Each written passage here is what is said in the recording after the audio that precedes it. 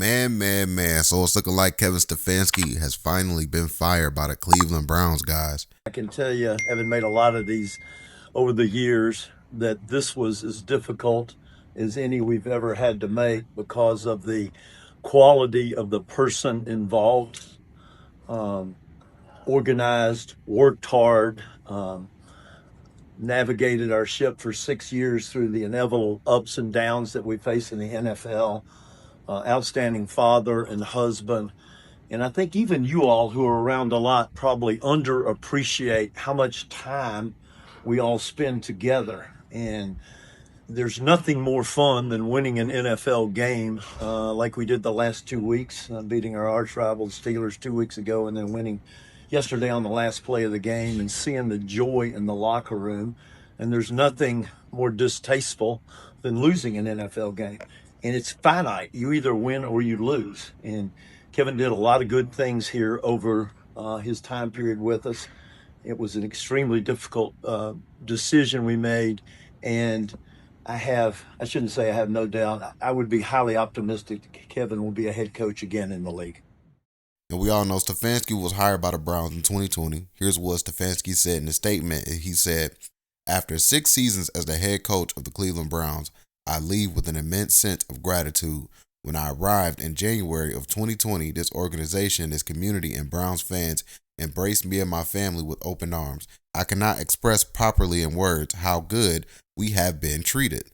A sincere thank you to everyone who I have been so blessed to work for and with over these 6 seasons. I'd like to especially thank my coaching staff and the players who did everything that was ever asked of them. They fought through injury and adversity while always putting the team first. I wish all of you nothing but success." You said yesterday, I came about Kevin and how much he's learned from us. For the understanding of each other. What's your reaction to the news that he moved to Kevin? We just found out a couple seconds ago, but I think it's just overall the mentality, like things gonna happen to try to lose it, and moving forward, just focus on what we can improve, individually. For the head coach. Do you think you did enough to show everybody like it showed? So yeah, man, Stefanski, he pretty much brought this on himself. And it just got to the point where people was like, this guy must obviously wants to get fired, because why is he not playing Shedeur? We know Shedeur Sanders was a better quarterback than Dillon Gabriel. And, we did videos covering that, and I'll be highlighting some of those clips and stuff. But yeah, man, it's like Stefanski brought this on himself. Even in the post-game interviews, he would try to avoid answering questions. And the reporters, they was asking genuine questions about, about Dillon Gabriel or what's going on with that and what's going on with Shedeur Sanders. And it was like Stefanski didn't want to talk about none of that, right? Like he would just constantly avoid the issues that he was having with his football team. What's supposed to happen on that last 2-point conversion? Yeah, not going to get into all the specifics, Jeff, but obviously did not go as we thought it would. Did you make that call or did Tommy? Yeah, I make every call. Was that play call yours or Tommy's? I'm responsible for all of it. I'm out there any play. I would always have the ball in my hand. I'm going to say it again. Kevin Stefanski must be fired. I'm going to say it again and again and again. Kevin Stefanski did not want Shedeur Sanders, didn't even want him in the 5th round. Kevin Stefanski has done everything in his power to keep Shedeur Sanders from succeeding in Cleveland as a 5th round pick against all odds. Even yanking Shedeur again for the potential tying 2-point conversion, going with the Wildcat. It was a disaster after Shedeur had shown again and again he's the answer in the red zone for the Cleveland Browns. Shedeur Sanders just played by far his best game as a pro. He just threw for 364 yards and 3 touchdowns and led the Browns in rushing and scored a rushing touchdown from 7 yards. Clutch. Just led an 80-yard drive in 7 plays to put them within striking distance, 31-29. Tying 2-point conversion after he had just thrown a short touchdown pass, a beautiful fade rainbow to the rookie Fannin to get the score to 31-23. He just showed you again and again what he can do. He's who Cleveland has been looking for, as he said before his first start in Las Vegas. And Kevin Stefanski did it again. Kevin Stefanski just cost the Browns a tie, maybe an overtime. I don't know. The way Shedeur was operating, they surely would have won the game somehow, some way, because that's what Shedeur does. Hold on. Oh my God, let's watch that again. Watch this. Dylan Gabriel, an NFL quarterback, just did. What are we talking about? I swear to you, if Shedeur Sanders doesn't come out in the second half of this football game, yeah, my guy right there, it's time. That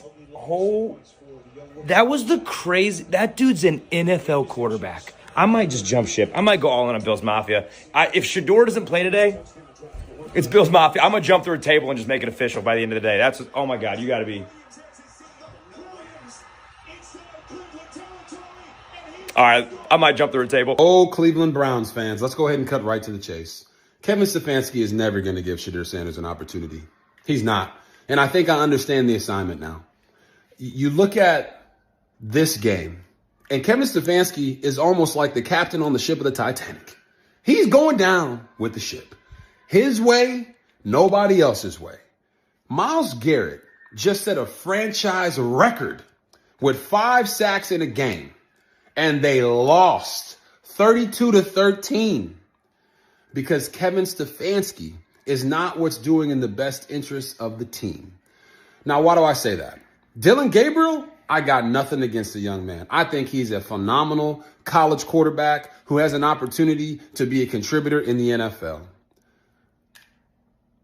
But when your coach comes out and doesn't hold the starting quarterback accountable for not playing well, regardless of whether he is a young quarterback or not, doesn't watch the film and immediately comes out in the press conference and says, I'm going to stick with Dylan Gabriel after the bye week, knowing that Myles Garrett isn't throwing his helmet on the sideline because he was upset that he didn't get more sacks.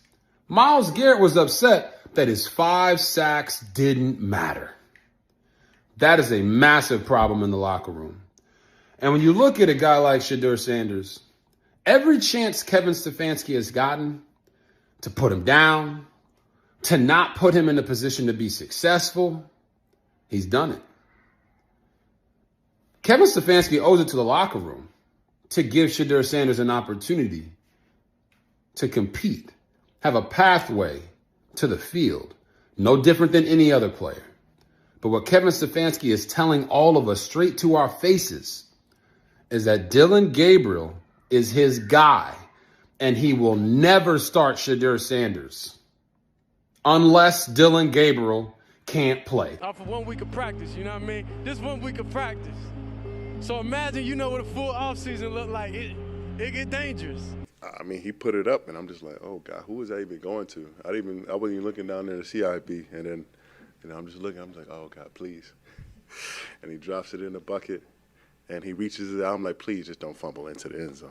And I'm just like, wow, there's not many guys in the league that can make that throw. So that was a hell of a throw. I hope he can continue to grow and develop, for making plays like that, and take it from there.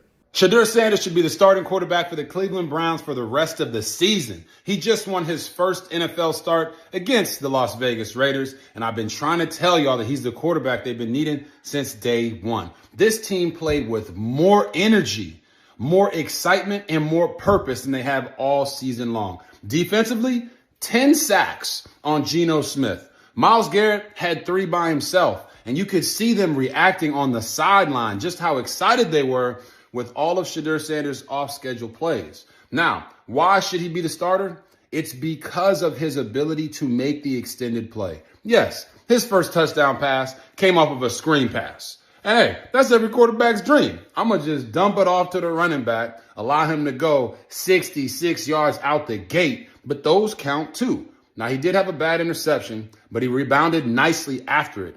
And I just love the way that he is in tune with not only his teammates, the sideline, but the fan base is absolutely craving more and more Shedeur Sanders because he is built for this. The championship pedigree that his father, Deion Sanders, instilled into him shows up every single time this young man is in front of a mic and every single time he plays in between those white lines. Shedeur Sanders is the quarterback that the Cleveland Browns have been looking for. Trust your gut.